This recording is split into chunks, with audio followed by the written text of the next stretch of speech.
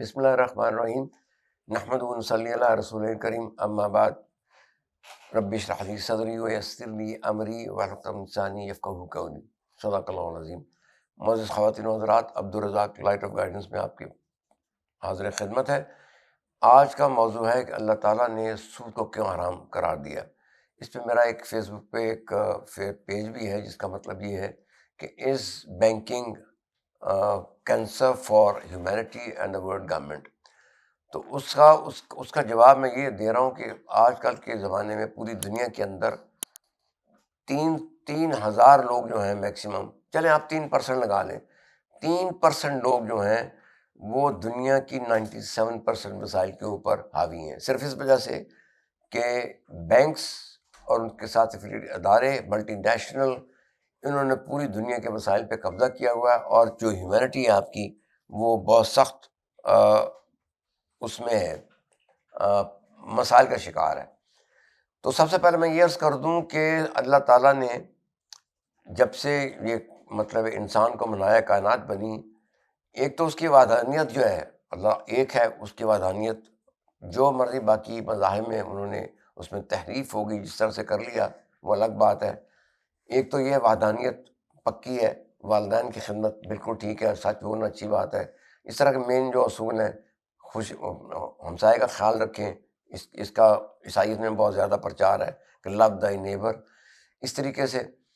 لیکن سود بھی تینوں مذاہب، عیسائیت میں، یہودیت میں، اور پہلے یہودیت، عیسائیت اور اسلام میں حرام ہے۔ اور یہودیت میں یہاں تک حرام ہے کہ وہ ایک یہودی دوسرے یہودی سے سود نہیں لیتا، بلکہ ان کے کچھ رہبائی جو ہیں جو بہت ہی ایکسٹریم پہ ہیں، وہ کہتے ہیں کہ ہمیں مسلمانوں اور عیسائیوں سے بھی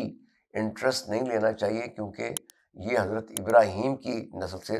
تعلق رکھتے ہیں، اور وہ چونکہ ابراہیم ہمارے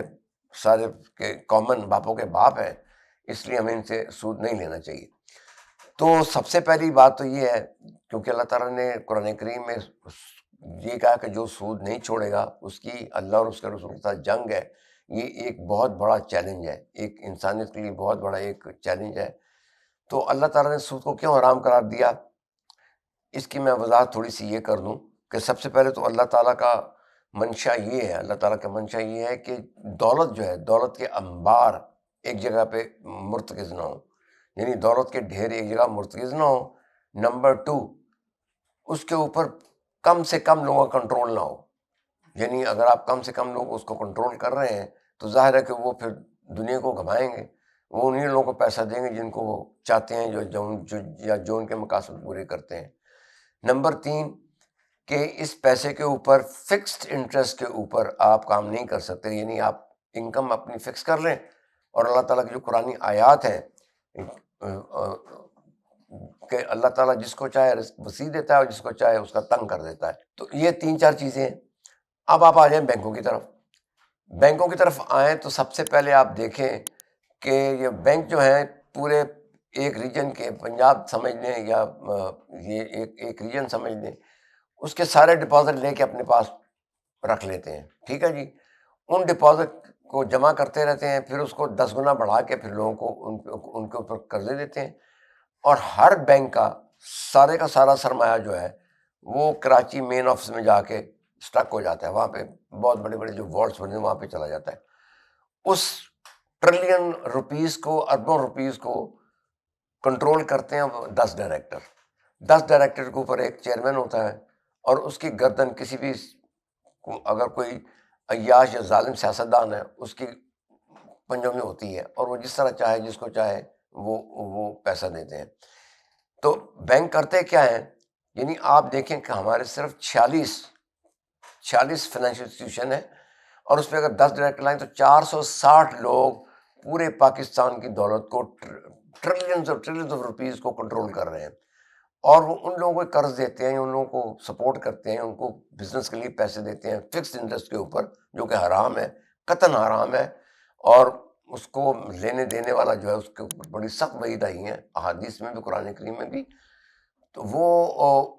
ان لوگوں کو دیتے ہیں جو ان کی بات مانتے ہیں، جو ان کو ہائیسٹ ریٹ آف انٹرسٹ دیتے ہیں، جن کی اسٹرینتھ ہوتی ہے اپنی ایسٹ کے اوپر، کہ وہ اپنا مطلب ہے واپس بھی اس کے سارے اس کے قرضے کو کر سکتے ہیں۔ نمبر 2، وہ جب اس طرح سے کرتے ہیں تو پھر یہ جتنے بھی بینکر ہیں انہوں نے اپنے مطلب کے یہ پولیٹیشین کو بھیجتے ہیں اپنے اس کے اندر اسمبلی کے اندر، ان کو پیسہ دیتے ہیں، اپنی مطلب کے قانون قوانین بناتے ہیں. جیسے اب یہ ہمارے اسٹیٹ بینک آف پاکستان میں جتنے رولز ریگولیشن ہیں سارے کے سارے IMF اور ورلڈ بینک کنٹرول کرتا ہے، اور انہوں نے اسلامک بینکوں میں بھی لاگو کر دی ہیں. ہمارے اب اسلامی بینک جتنے بھی ہیں وہ بھی ان کے تابع ہیں، وہ بھی ان سے ہٹ کے نہیں ہیں، وہ بھی ان کے ساری ہدایات پہ عمل کرتے ہیں. اور اسٹیٹ بینک نے جتنے بھی مطلب ہے اس کو تعویلیں کر کے مولویوں کی تعویلوں کے سے متاثر ہو کے جو سودی نظام جاری کیا وہ تو ٹوٹلی حرام ہے، بلکہ ڈبل حرام ہے. لہٰذا میری گزارش یہ ہے کہ یہ، اور اس کے علاوہ یہ بھی ہے کہ کم از کم جو 6 پریزیڈنٹ تھے مطلب امریکہ کے، ان کو مطلب ہے جو بینکر تھے اس زمانے میں انہوں نے فارغ کر دیا تھا. نمبر 2، ایک جو پریزیڈنٹ آف امریکہ تھا اس نے یہ کہا تھا کہ بینکس اور اس کے ساتھ ایفیلیٹڈ جتنے فائنینشیل انسٹیٹیوشن ہیں یہ اس ملک میں دشمن کی فوجوں سے زیادہ خطرناک ہیں. یعنی کتنی بڑی بات کی ہے اس نے کہ یہ ہماری اکانومی کو کنٹرول کرتے ہیں، ہماری پاپولیشن کو کنٹرول کرتے ہیں، ہماری مانیٹری پالیسی، فسکل پالیسی، ہماری مطلب ترقی کو جو ہے ان کے ہاتھوں میں ہے. یہ جب چاہے سرمایہ کھول دیں، جب چاہے سرمایہ بند کر دیں. 1930 کا جو ڈپریشن آیا تھا وہ بھی اسی کی مطلب وجہ سے آیا تھا. 2008 کا جو بینکنگ کا بحران آیا تھا، یعنی ہاؤسنگ کا بحران تھا، وہ بھی اسی وجہ سے تھا. اس کی میں ایک چھوٹی سی ایک کلپ میں نے دیکھا تھا، ایک کوئی جو سینیٹر تھے امریکہ کے، وہ کسی بینکر کو جو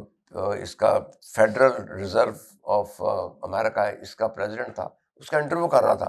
اس نے کہا یہ بتائیں یہ $3 ٹریلین جو آپ نے دیے مختلف لوگوں کو، قرضے دیے، ان کی آپ تفصیل بتا سکتے ہیں؟ اس نے صاف انکار کر دیا. اس نے کہا جی سوری، ہم یہ نہیں بتا سکتے، یہ سیکورٹی رسک ہے، سیکورٹی کی وجہ سے ہم نہیں بتا سکتے. تو یہ بینکنگ کی حالت ہے. لہٰذا میری گزارش یہ ہے کہ آپ کاروبار میں پیسہ لگائیں، نفع نقصان بیس پہ لگائیں، آپس میں کاروبار کریں. ہم اس سلسلے میں اپنا ایک ویب سائٹ بھی لانچ کر رہے ہیں اسلامی بینکنگ کے نام سے، جس میں ہم